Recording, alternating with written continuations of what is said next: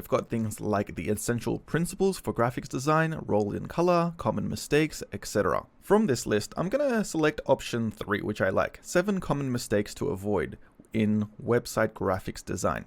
But I don't particularly like that title just yet. So I'm going to ask ChatGPT to give me 5 variations on that topic title.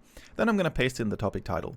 Here it gives me 5 different types of options here, but all of them aren't that interesting, and I'm actually quite happy with that very first one.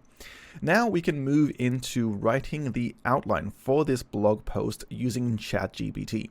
I'm going to ask it to provide me the outline for the article in clear writing and the title which I picked, which is the 7 pitfalls to avoid for website graphics design. Now I will get a pretty well written outline. It'll include an introduction with a couple of points, the 7 pitfalls themselves. So it'll pick out those pitfalls, give me a short summary in dot points of what they are and how they work, and then it'll also fill in a conclusion.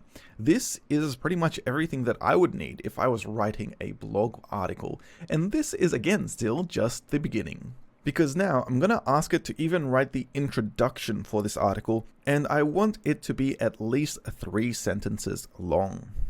And here it'll give us an alternative sentence, which is a little bit more nuanced, I suppose. It says the success of a website is heavily influenced by its graphics design. Essentially making sure that your sentence, good graphics design impact good website, comes out essentially saying a good graphics design can impact a good website.